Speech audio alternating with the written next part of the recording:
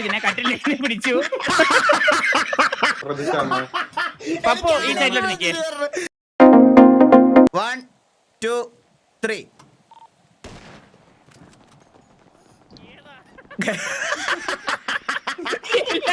എല്ലായിടത്തിനും ബുദ്ധിയുണ്ടായിരുന്നു. Emote കറക്റ്റാണ്. ഇതാണ് check ചെയ്യാനുള്ളത്. ഇതാണ് നമ്മള് എടാ എത്രയും പെട്ടെന്ന് ഇവര് ബട്ടൺസ് ഒക്കെ എത്രയും പെട്ടെന്ന് ബട്ടൺസിലൊക്കെ അതാണ് നമുക്ക് ടെസ്റ്റ് ചെയ്യേണ്ട. അതാണ് നമ്മുടെ ടെസ്റ്റ് തന്നെ. മനസ്സിലായോ? കേട്ടോ? ബാക്കിയുള്ളവര് വെയിറ്റ് ചെയ്യണോ?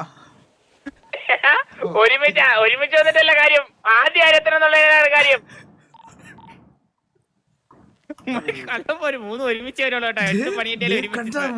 ഒരുമിച്ചടാ. ഒരുത്തൻ അങ്ങോട്ട് പോയി.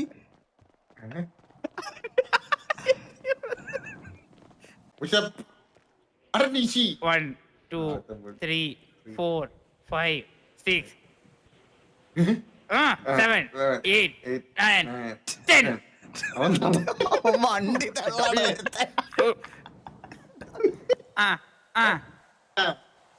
വണ്ടി മതി. എനിക്ക് തോന്നുന്നു ആദ്യം ഫ്ലഫി സ്നൈപ്പ് അല്ല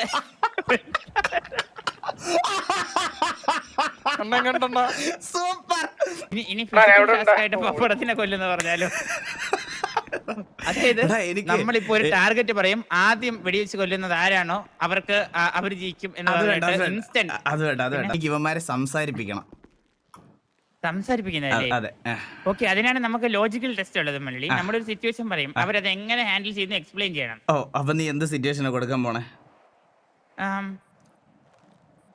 അതായത് ഗ്യാങ് വൈസ് വേണോ അതോ ലോജിക്കലായിട്ട് ഒരു ഫ്രണ്ട്ഷിപ്പ് ബേസിൽ വേണോ? ഫ്രണ്ട്ഷിപ്പ് ബേസിലാണെങ്കിൽ പപ്പുവിന്റെ ഭാര്യയുടെ കൂടെ നിക്കി ഇതിനെ കട്ടിലേക്ക് പിടിച്ചു. അപ്പോ പപ്പുവിന്റെ കയ്യിൽ നിന്ന് രക്ഷപ്പെടണം. അത് ലോജിക്കലി ഹാൻഡിൽ ചെയ്ത് ഇതൊരു അഭിഹിതമല്ല, ഇത് ഒരു പാല് ഇവിടെ കൊണ്ട് കൊടുക്കാം. സംസാരിപ്പിക്കണം.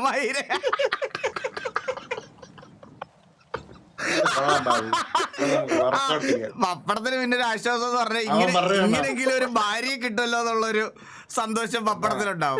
ഓരോരുത്തരും എങ്ങനെയാണ് ആ സിറ്റുവേഷൻ ഹാൻഡിൽ ചെയ്യുന്നത് നോക്കാം. എടാ വന്നോ. അടുത്ത ഗ്യാങ് ബേസിൽ രണ്ടാമത് കൊടുക്കാം.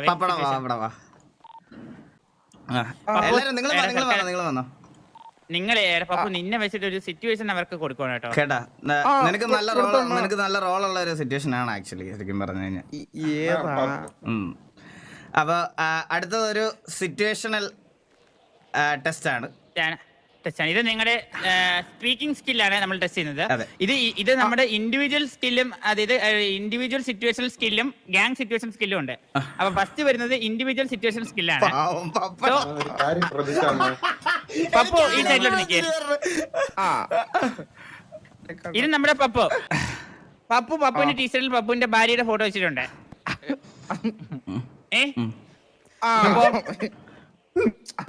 നോക്കിക്കേ, പപ്പുവിന്റെ ഭാര്യ ഒന്ന് കണ്ടത് കൊറേ വട്ടം കണ്ടതാ. ഇവിടെ അവന്റെ കണ്ണിൽ വെച്ചേക്കണ നോക്കണ്ട എന്തൊരു കാര്യം. ശരി, അതായിക്കോട്ടെ. അപ്പൊ പപ്പുവിന്റെ വീട്ടിലില്ല. ഓക്കെ, പപ്പു നമ്മുടെ ഒരു ഗ്യാങ്ങിന്റെ ആവശ്യമായിട്ട് പുറത്താണ്. അപ്പൊ പപ്പുവിന്റെ വീട്ടില് പപ്പു തിരിച്ചു വരുന്ന സമയത്ത്, പപ്പുവിന്റെ ഭാര്യ മാത്രമുള്ള സമയത്ത് നിക്കി ഇതിനെ കട്ടിലിനടിയിൽ പിടിക്കുകയാണ്. അത് കഴിഞ്ഞിട്ട് ഫ്ലഫിയും പിടിക്കും. അത് കഴിഞ്ഞിട്ട് സ്നൈപ്പിനെയും പിടിക്കും.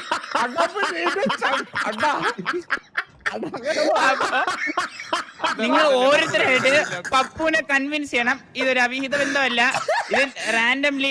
ഉദാഹരണത്തിന് ഞാനാണെങ്കിൽ പറയും പാല് കൊണ്ട് കൊടുക്കാമെന്നതാണ് നാളെ പപ്പുവിന്.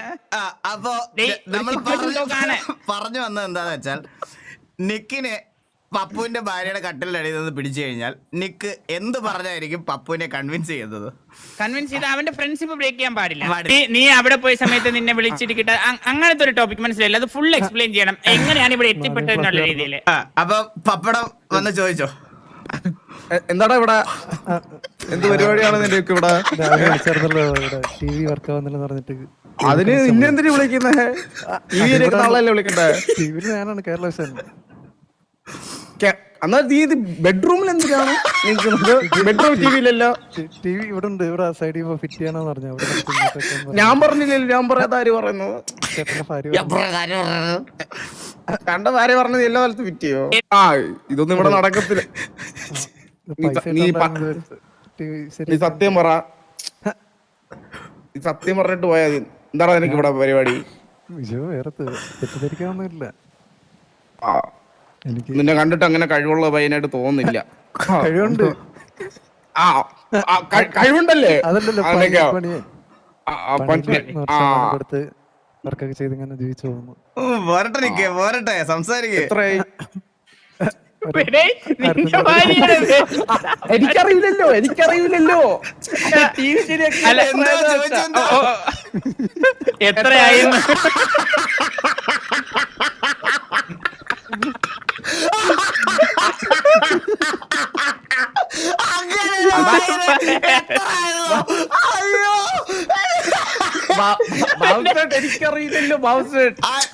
നിന്റെ ഭാര്യ നിനക്ക് അറിഞ്ഞൂടെ? അല്ല ടി വി ശരിയൊക്കെ വന്നത് ടി വി ശരിക്ക് എത്രയായെന്ന് വെച്ചാ അങ്ങനെ ടി വി ശരിയാക്കാനല്ലേ? ചോദിക്കണം കേട്ടോ ഇങ്ങനൊരു സാഹചര്യത്തില്. അതിനൊക്കെ ഓരോ വാക്കിനും വരെയുള്ള സാഹചര്യമാണ് നീ ഇപ്പൊ നിൽക്കുന്നത്. എത്ര ഇനി ആ ഒരു മിനിറ്റ് തിരിച്ചിട്ടോട്ടെ. ആ തുടങ്ങിക്കോ. ഹായ് പപ്പു, എന്താണ് ഇവിടെ കാര്യം? നിന്റെ പിടിക്കാൻ കേറിയതാ. എന്ത് പിടിക്കാൻ? പറയണോ? എലീന എലി ഇവിടെ എലിയുടെ പ്രശ്നമൊന്നുമില്ലല്ലോ. ഒരെണ്ണം കേറിയായിരുന്നു. നീ പാന്റ് വലിച്ചിട്. എലിയുടെ കാര്യം വയ്ക്കുന്നത് എന്തിനാ തന്നെ? പാൻറ്റൊക്കെ ഇട്ടു. ആ ഇവിടെ നിന്റെ ഒക്കെ പരിപാടി ഇവിടെ നടക്കത്തില്ല കേട്ടോ. എന്ത് എന്തോടാ എന്റെ ഭാര്യയുടെ കൂടെ നിന്റെ പരിപാടി? പറഞ്ഞോണോ? ആര്? ഞാൻ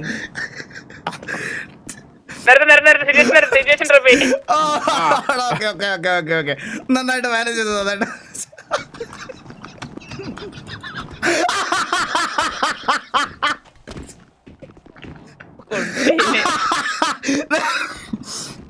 നീ എവിടുന്നാണ് ഇതൊക്കെ കൊണ്ടുവരണ ബാബു?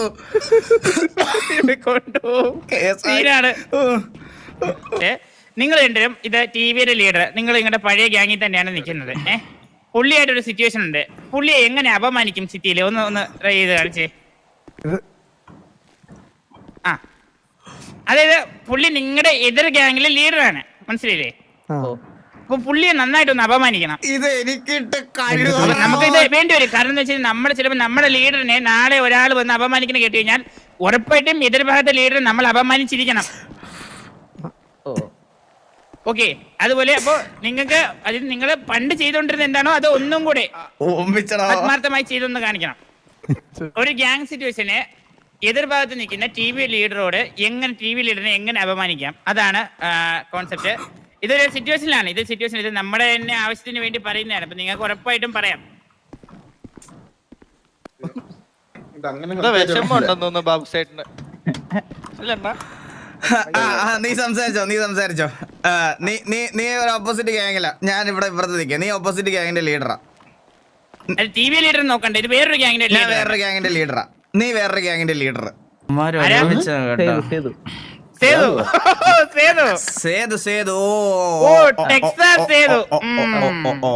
അങ്ങനെ അല്ലാത്തപ്പോ കാര്യം നമ്മൾ ഒറ്റയ്ക്ക് സംസാരിക്കാൻ വിളിച്ചാൽ സംസാരിക്കാൻ പറ്റത്തില്ല. ഇടയ്ക്ക് കയറി കുണയ്ക്കാൻ ഭയങ്കരതാണല്ലേ. നിങ്ങളെ ഇടയിൽ കയറി സംസാരിച്ചത്. സോറി, നമ്മുടെ ഭാഗത്തായിട്ട് നമുക്ക് പെട്ടെന്ന് മനസ്സിലാത്ത ചണ്ടിയിൽ കസേര കണ്ടില്ല, അതുകൊണ്ടാണ് കേട്ടോ. സോറി, അല്ലെങ്കിൽ നമ്മൾ നേരത്തെ കണ്ടുപിടിച്ച് ചെയ്തു വന്ന്.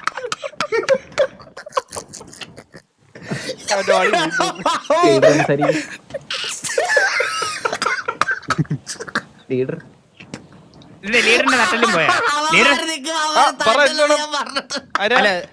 ആരാ? പിന്നെ ഒരു കുറവ് പറയാൻ മറന്നു എന്റെ. പറഞ്ഞോ. കെവിൻ എന്റെ പഴയ ലീഡർ ആയിരുന്നു.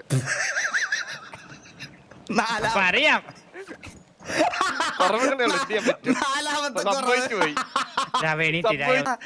നിന്നെ ഇഷ്ടം എന്ന് പറഞ്ഞൊരു കൊച്ചുണ്ടായിരുന്നല്ലോ, ഇപ്പൊ സിറ്റി വരുന്നില്ല. അത് ഇല്ല മള്ളി, അതാണല്ലോ ലാസ്റ്റ് ആയിട്ട് ചെയ്ത തെറ്റ്. എടാ പക്ഷെ എനിക്കിപ്പോ വിഷമം തോന്നുന്നടാ, അതിനെ പറഞ്ഞു വിടണ്ടായിരുന്നു. അല്ല മള്ളി, അത് മലയാളിക്ക് വേണ്ടിയാണ് ഞാൻ ഒഴിവാക്കിയത്. ആ ഒഴിവാക്കിയതോടെ സിറ്റിയിൽ നിന്നും പോയി മലയാളി. പോടാ. ആ എടാ എനിക്ക് റിഗ്രറ്റ് അടിക്കുന്നടാ. എനിക്ക് ഒരു റിഗ്രറ്റും ഇല്ല മുരളി, കുഴപ്പമില്ല, ഞാൻ adjust ചെയ്ത് പൊക്കോളാം. എടാ എനിക്ക് റിഗ്രറ്റ് അടിക്കുന്നതാ ബാബു. ആ, എന്ത് ചെയ്യണം ഇപ്പൊ? എടാ നിങ്ങൾ പേഴ്സണൽ കോണ്ടാക്ട് ഉണ്ടെങ്കിൽ നിങ്ങൾ വിളിക്കണം. നീ അവിടെ അയ്യേ, എനിക്കില്ല, സത്യമില്ലേ മുരളി, ഏത് അർത്ഥത്തിലാ പറയണത്? എടാ കള്ളം, ഇത് കള്ളം കേട്ടോ. വിളിക്കടാ ബാബു. അത് നീ ഇത്രയും ദിവസം ശോകമാണ്. അത് നമ്മളെ പറ്റി എന്ത് വിചാരിക്കും? നീ വിളിക്ക്. അല്ല മുരളി, വെളിയിൽ ഇത്രയും മുരളി സംസാരിച്ച് വരണ്ടെന്ന് പറഞ്ഞത് ഇതും കൂടെ മുരളിക്ക് പറഞ്ഞൂടെ? എടാ ഞാൻ വെളിയിൽ സംസാരിച്ചിട്ടില്ല വരണ്ടാന്ന്. എനിക്ക് അതിന് പരിചയം പോലും ഇല്ല. നീ അത് അങ്ങനെ കൺവേർട്ട് ചെയ്യണ്ട. നീ ഒരു കാര്യം ചെയ്യ്, കപ്പിളാർപ്പ് ചെയ്യാന്ന് പറ, വരാൻ പറ. ഏത് എനിക്ക് ഇല്ല മുരളി, ഞാൻ കപ്പിളാർപ്പ് ചെയ്യാനുള്ള മെന്റൽ അല്ല സ്റ്റേജിൽ. നിനക്കല്ലേ, എനിക്ക് ഞാൻ